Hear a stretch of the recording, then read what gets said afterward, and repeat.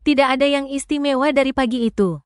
Matahari terasa hangat dan angin sepoi-sepoi sejuk, salah satu petunjuk awal bahwa musim semi akan segera tiba. Ini dimulai sebagai sebuah pemikiran sederhana.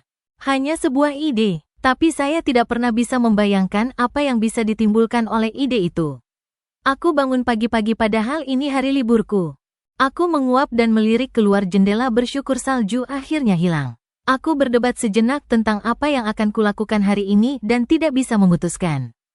Saya pikir pada akhirnya saya akan melakukan hal yang sama seperti yang selalu saya lakukan di hari libur, jalan pagi diikuti menonton TV dan beberapa permen karet THC. Saya selalu ingin berbuat lebih banyak secara teori, tetapi terkadang hal yang paling sederhana adalah hal yang paling damai. Saya sangat menyukai jalan setapak di dekat rumah saya. Saya tinggal di jalan buntu dan memutar tepat di ujung jalan tersebut. Itu bukan sesuatu yang gila, hanya putaran 4 mil di sekitar hutan yang cukup jinak. Tidak ada tanjakan atau danau besar. Tidak banyak yang bisa dilihat, tapi menurut saya tempat ini tetap tenang. Menurutku, bagian yang paling kusukai adalah betapa sederhananya hal itu. Akibatnya, tidak banyak orang yang pergi ke sana untuk berjalan kaki. Saya biasanya tidak pernah melihat siapapun sama sekali, dan saya adalah penggemar beratnya. Saya tahu saya tidak keberatan harus berbicara dengan orang lain, tetapi saya benci momen canggung saat memutuskan apakah akan mengucapkan "selamat pagi" atau tidak.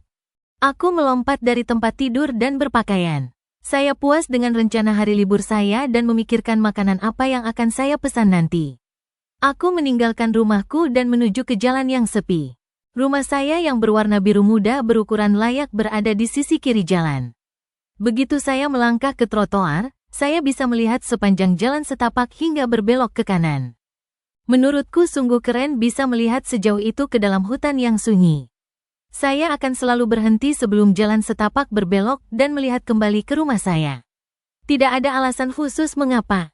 Saya hanya suka melihat tampilannya dari jarak sejauh itu. Saya mencapai hutan dan berjalan dengan langkah tenang sambil menjernihkan pikiran dalam prosesnya.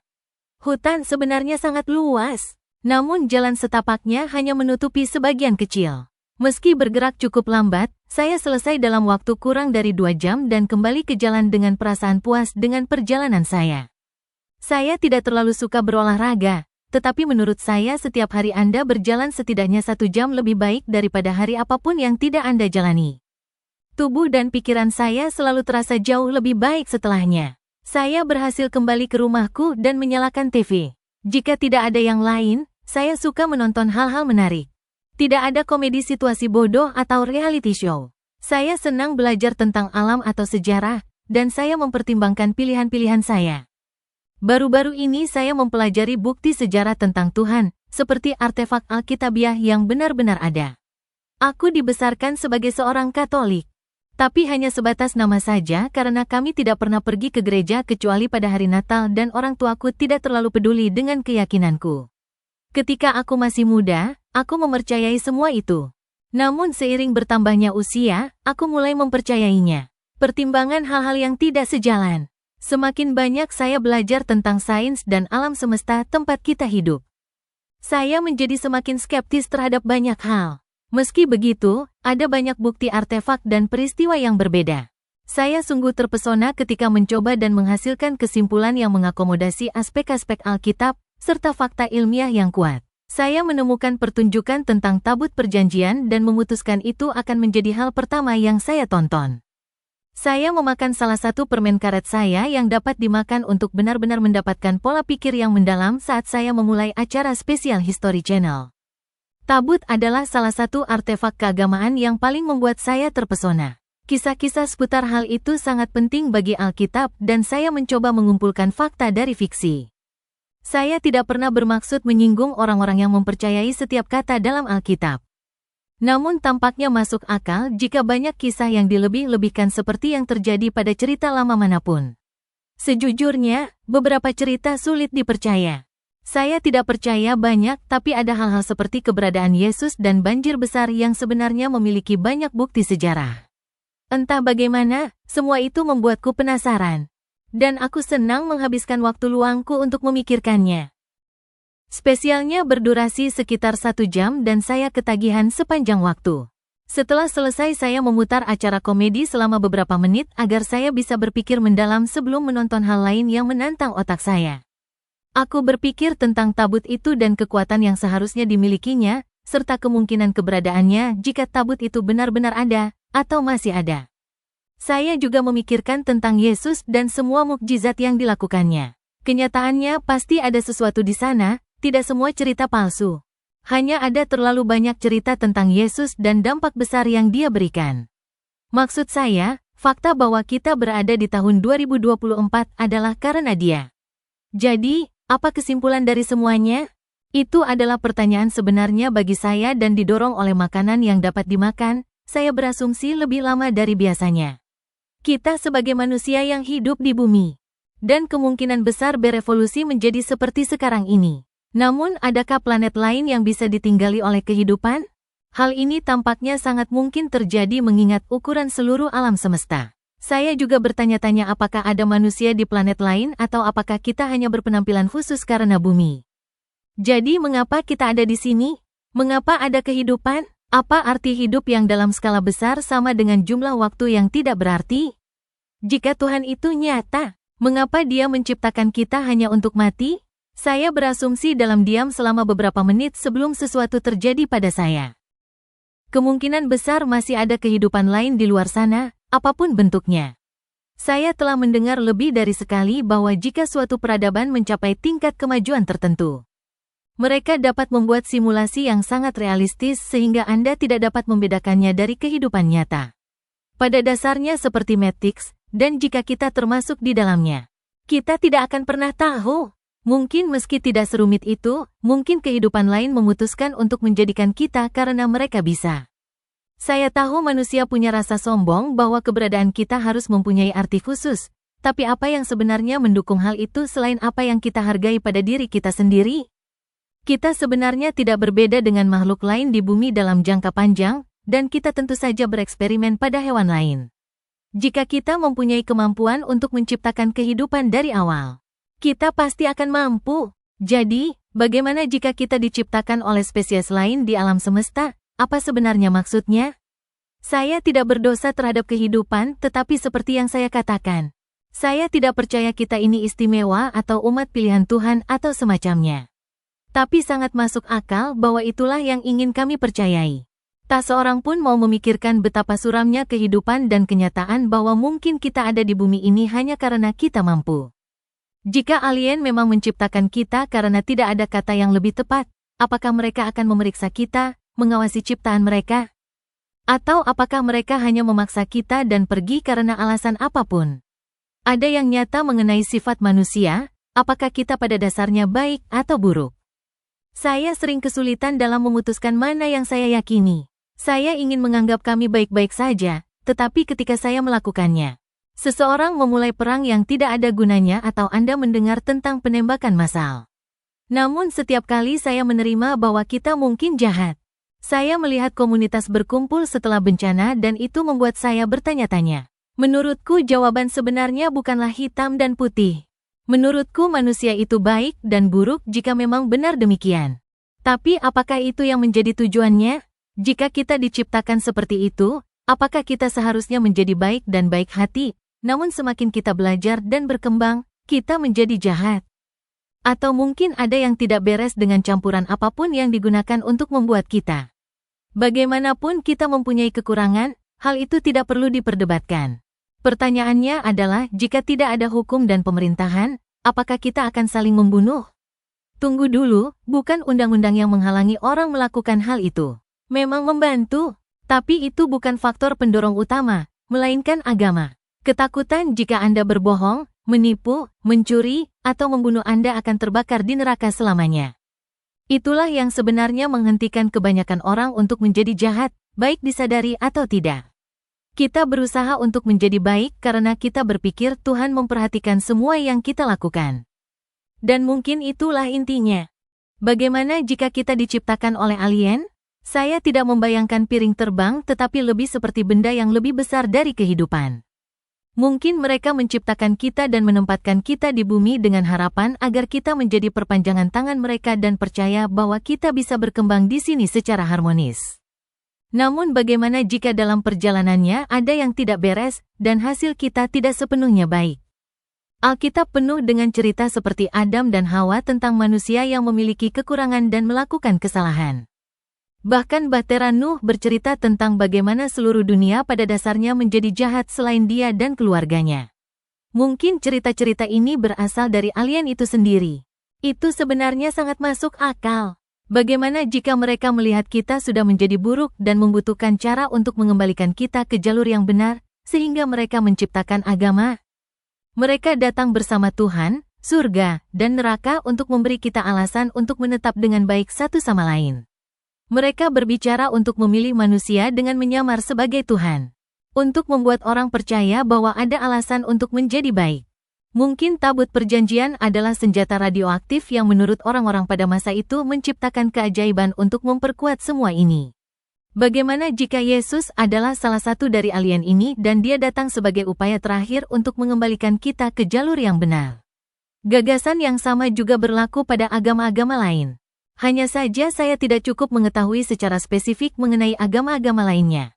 Intinya, bagaimana jika pencipta kita sebenarnya mengemukakan gagasan tentang agama sebagai semacam penutup cerita, untuk melindungi upaya yang mereka lakukan untuk menciptakan kita?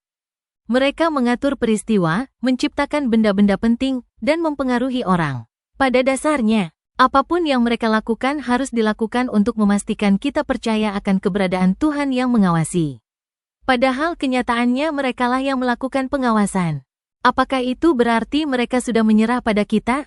Tuhan tidak lagi berbicara kepada manusia, dan sepertinya Yesus tidak akan datang kembali dalam waktu dekat. Peperangan dan kekerasan melintas di benak saya ketika saya berpikir tentang bagaimana kita tidak pernah benar-benar belajar dari kesalahan kita. Negara-negara saling membenci karena alasan-alasan bodoh dan orang-orang saling membunuh karena hal-hal materi seperti uang. Kita memang makhluk yang memiliki kekurangan, tapi mungkin itu sudah keterlaluan. Mungkin sebenarnya kita tidak selalu jahat, tetapi dalam sejarah bumi kita memang menjadi sangat jahat. Dan para pencipta kita sudah merasa muak. Bagaimana jika mereka hanya menunggu dan menonton, mencoba memilih waktu yang tepat untuk mengakhiri umat manusia secara keseluruhan? Jika memang demikian, menurutku mereka tidak akan baik-baik saja jika ada di antara kita yang mengetahui kebenarannya. Saya harus duduk di kursi saya ketika saya menyadari betapa saya telah banyak melamun. Saya memutuskan untuk memasang pin di dalamnya karena untuk kali ini kesimpulan saya tampaknya masuk akal dan membuat saya merasa agak suram. Biasanya aku tidak pernah merasakan perasaan itu. Tapi aku merasa hampir ditinggalkan. Itu juga sangat aneh karena biasanya ketika aku berpikir hal-hal semacam ini aku bisa langsung melupakannya. Tapi ini benar-benar melekat dalam diriku. Mau tak mau aku merasa telah menemukan apa yang sebenarnya ada di balik agama. Bukan sekadar ide gila, dalam hati saya tahu bahwa saya benar. Tapi rasanya tidak enak. Aku merasa aneh dan seperti ada sorotan di kepalaku. Aku turun dari kursiku dan berjalan berkeliling selama beberapa menit sampai aku merasa sedikit lebih nyaman. Saya memutuskan bahwa saya akan menonton sesuatu yang lucu lebih lama lagi dan beristirahat dari semua hal meta-religius. Saya fokus pada acara yang saya tonton sambil tersenyum beberapa kali. Saya merasa jauh lebih tenang dan bahkan tersedak pada diri saya sendiri karena panik karena sesuatu yang konyol. Makanan yang bisa dimakan itu mungkin memukulku lebih keras dari yang kukira. Aku berasumsi dalam beberapa jam aku akan menyadari betapa bodohnya aku. Saya keluar dari layanan streaming yang saya gunakan dan memutuskan untuk melihat kabel apa yang ditawarkan. Saya menelusuri saluran untuk mencari sesuatu yang menghibur untuk ditonton. Lebih menyukai sesuatu yang bodoh dan menyenangkan, saya menyelesaikannya dengan semua pemikiran mendalam untuk satu hari. Saya berhenti sejenak di film Matilda dan teringat menontonnya saat masih kecil. Saya tertawa sendiri dan menyimpannya di saluran tersebut selama beberapa menit sambil mengenang menikmatinya bersama ekosistem saya bertahun-tahun yang lalu. Saat aku sedang asyik menonton film, aku mendengar teleponku berdering. Saya hampir terlonjak karena saya tidak mengharapkan panggilan, tetapi saya memeriksa untuk melihat siapa orang itu. Yang mengejutkan saya, itu adalah teman saya Matilda. Wow, sungguh kebetulan yang aneh menurutku. Kemungkinan besar dia akan menelepon saat saya sedang menonton film dengan nama yang sama. Faktanya, aku sudah lama tidak berbicara dengannya, jadi itu sangat aneh. Saya mengangkat telepon sambil menonton kemungkinan dia menelepon. Halo, suasana hening sejenak. Oh hei maaf. Aku tidak bermaksud menelepon, aku tidak sengaja duduk di ponselku haha. Kami tertawa sejenak dan keduanya menutup telepon tak lama kemudian. Lagi pula aku sebenarnya tidak ingin berbicara dengannya. Tapi butuh waktu sejenak untuk kembali ke film karena itu benar-benar suatu kebetulan yang aneh. Aku ingin memulainya tapi sejujurnya, aku merasa sangat tidak enak. Rasanya seperti sesuatu yang tidak akan pernah benar-benar terjadi. Aku punya banyak kebetulan dalam hidupku, tapi rasanya begitu spesifik. Saya mengganti saluran karena saya tidak ingin lagi menonton filmnya. Setelah beberapa menit lagi, saya memutuskan untuk pergi jalan-jalan dan mencoba membuang beberapa makanan yang bisa dimakan. Saya benar-benar tidak merasakan getarannya. Saya masuk ke mobil saya dan menyalakan musik dan mulai berkendara perlahan keliling kota. Saya tidak berencana mengemudi dalam waktu lama, tetapi saya hanya perlu keluar rumah sebentar. Saya membuka stasiun radio dan berhenti di salah satu stasiun radio karena mereka membicarakan tentang Rise Construction. Rise adalah perusahaan milik ayah teman saya.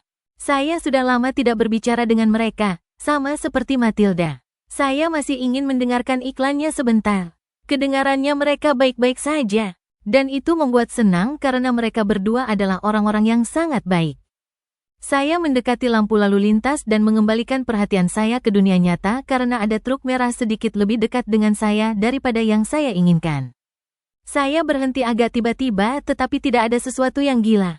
Setelah mobilku berhenti, truk itu menarik perhatianku, dan aku mulai merasa sangat aneh lagi. Pada bagian belakang truk terdapat logo berbentuk persegi panjang berwarna abu-abu dengan satu tulisan berwarna putih di bagian dalamnya. Aku menggosok mataku sambil mengucapkan kata itu keras-keras pada diriku sendiri, Rise. Itu adalah salah satu truk milik perusahaan konstruksi. Itu tidak akan terlalu aneh kecuali fakta bahwa terakhir kali saya mendengar mereka hanya memiliki 3 truk ini. Yang lebih penting lagi, perusahaan itu bermarkas sekitar 2 jam perjalanan jauhnya dan saya belum pernah melihat satupun truk mereka di sini. Lampu berubah menjadi hijau, dan saya memerlukan beberapa saat untuk bereaksi. Saya terkejut melihat truk Rise Construction setelah mendengarkan iklannya. Saya belum pernah mendengar iklannya sebelumnya, dan saya hanya pernah melihat salah satu truk tersebut ketika saya berada di lokasi pangkalannya bersama teman saya. Sejauh yang saya tahu, mereka bahkan tidak beroperasi di sini, dan saya sudah lama tidak berbicara dengan teman saya. Tapi sejujurnya, yang saya maksud dengan waktu yang lama adalah sekitar 3 atau 4 bulan. Menurutku, tidak akan ada banyak perubahan dalam kurun waktu tersebut, tapi mungkin aku salah. Apapun yang terjadi, menurutku pulang ke rumah adalah ide yang bagus, jelas aku sedang terlalu mabuk. Dan aku tidak terlalu berhati-hati saat mengemudi. Saya merasa sangat aneh dan terganggu saat berkendara pulang. Saya berhenti di jalan masuk dan hanya duduk di sana selama beberapa menit. Saya mengalami hari yang sangat aneh dan lebih dari siap untuk tidak merasa terlalu bersemangat. Saya berharap saya tidak memiliki pemikiran yang mendalam tentang siapa sebenarnya pencipta saya. Saya tidak berpikir itu sebenarnya masalah besar, tetapi siapapun yang sudah sangat mabuk tahu bahwa terkadang Anda bisa menjadi sangat paranoid. Kebetulan itu membuat saya merasa jauh lebih aneh dari yang seharusnya.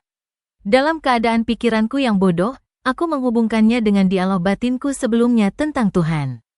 Aku berdiri untuk keluar dari mobilku ketika aku mendengar suara dengungan samar. Untuk sesaat, aku tidak tahu apa itu sampai aku melihat ke kanan dan melihat tetanggaku sedang memotong rumputnya. Bukan hanya dia saja, masih banyak lagi suaranya. Saya melirik ke seberang jalan dan tetangga saya yang lain juga sedang memotong rumputnya, jadi pula tetangganya di kanan dan kiri. Perlahan-lahan saya menyadari bahwa setiap rumah di jalan itu ada. Semua menunduk, setiap halaman rumput yang kulihat ada seseorang yang sedang memotong rumput. Pria, wanita, anak-anak hanya fokus pada apa yang mereka lakukan dan tidak menyadari betapa anehnya semua orang selain saya melakukannya. Aku melangkah masuk ke dalam rumahku mencoba mengabaikan suara mendengung membosankan yang menyerupai sarang lebah yang bergerak lambat. Aku duduk di sofa dan menyalakan TV kembali. Saya bertanya-tanya apakah ada sesuatu yang benar-benar terjadi, atau apakah saya hanya paranoid. Anehnya, benda Matilda dan truk beras itu aneh. Pemotongannya juga sangat aneh. Saya mencoba berpura-pura seolah-olah tidak demikian, tetapi banyak dari orang-orang ini biasanya mempekerjakan seseorang untuk mengerjakan pekerjaan pekarangan mereka. Saya tidak mengerti mengapa mereka tiba-tiba memotong rumput pada saat yang bersamaan. Ditambah lagi, tidak ada satupun dari mereka yang mengakuinya. Tidak ada yang berhenti dan menunjukkan betapa lucunya hal itu. Saya duduk di sana mencoba mengesampingkan semuanya, tetapi saya tidak bisa. Saya merasa gelisah, seperti sedang diawasi atau saya telah melakukan kesalahan. Saya hanya merasa tidak normal. Mudah untuk menyalahkan makanan yang dapat dimakan, tetapi saya sering kali mabuk. Sejujurnya, saya tahu hal itu tidak banyak berpengaruh pada perasaan saya. Ini bukan pertama kalinya aku meminumnya atau apapun. Saya tahu apa yang diharapkan, bahkan dalam situasi di mana Anda mengonsumsi terlalu banyak, dan ternyata bukan itu masalahnya.